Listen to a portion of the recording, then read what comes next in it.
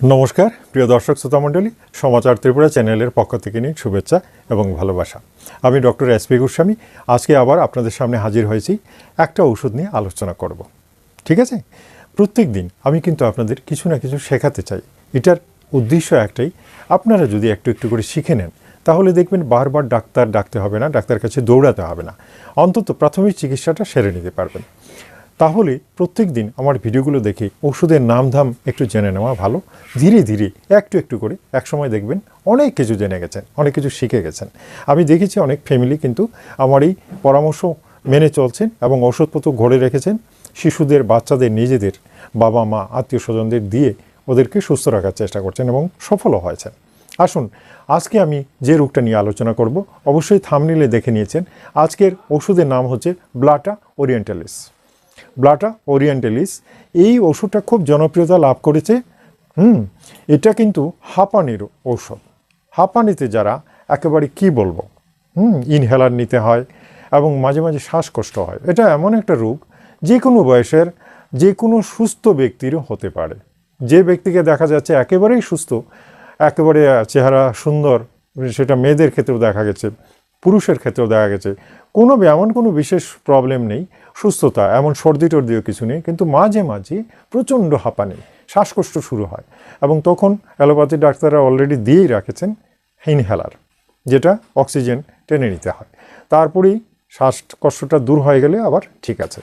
এভাবে কিন্তু অনেকেই কিন্তু এই ইনহেলারটা অভ্যাস করে নিয়েছেন। তো এই অভ্যাসটাকে কিভাবে দূর করবেন বা চিরদিন যাতে ইনহেলারটা না নিতে হয়, সেটার সাবস্টিটিউট যে ওষুধটা, সেটার নামই বোধহয় ব্লাটা ওরিয়েন্টালিস। এটা পরীক্ষামূলকভাবে বাজারে বেরিয়েছিল এবং এখন দেখা যাচ্ছে এটার জনপ্রিয়তা প্রচণ্ড এবং এই ওষুধটা সত্যি সত্যি খুব ভালো কাজ করে। আপনারা দেখে নেবেন। ব্লাটা ওরিয়েন্টালিস মাদার টিনচার, এটা মোটামুটি একটু বেশি পরিমাণে খেতে হয় এবং যখন হাঁপানির টান ওঠে তখন খেলে তো সাথে সাথেই কমে যাবে, আর এমনিতেও অন্তত দিনে দুবার করে কয়েকদিন খেলে পরে ধীরে ধীরে হাঁপানি রোগ থেকে মুক্তি পাওয়ার সম্ভাবনা আছে। যদিও হাঁপানি রোগে আরও অনেকগুলো লক্ষণ থাকে, যাদের সর্দি কাশি সাথে রয়েছে তাদের জন্য আলাদা আরও কিছু ঔষধ লাগে, কিন্তু পিওর হাঁপানি অর্থাৎ সর্দি টর্দি নেই, কোনো কিছু নেই, জাস্ট মাঝে মাঝে শ্বাসকষ্ট হয়, এই সমস্ত কাজেই ব্লাটা ওরিয়েন্টালিস ঘরে রাখতেই হবে।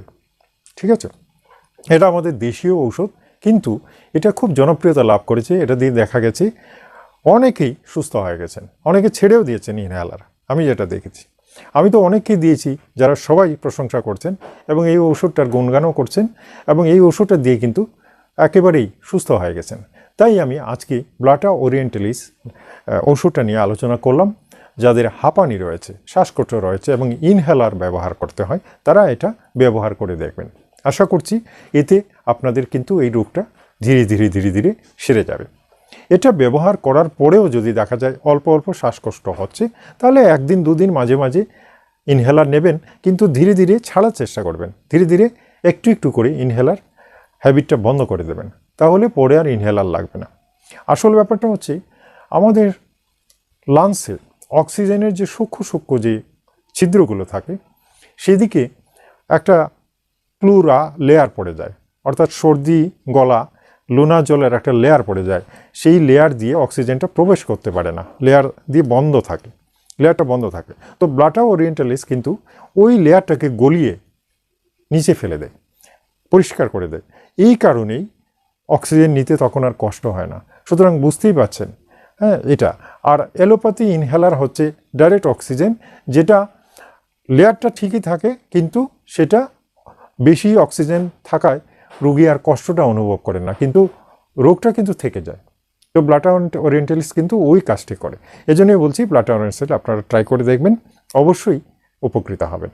ঠিক আছে, এভাবে প্রত্যেক দিন আমি চেষ্টা করব আপনাদের কিছু না কিছু শেখানোর। আগামীকালকে আরেকটা নতুন ওষুধ নিয়ে আপনাদের সামনে আসব এবং সেটা সম্পর্কে ভালো করে আপনাদের বুঝিয়ে দেব। নতুন যারা এসেছেন চ্যানেলটাকে সাবস্ক্রাইব করবেন, শেয়ার করবেন। ঠিক আছে, আজ তাহলে এই পর্যন্তই। আগামীকালকের জন্য চাইব বিদায়। নমস্কার, ধন্যবাদ।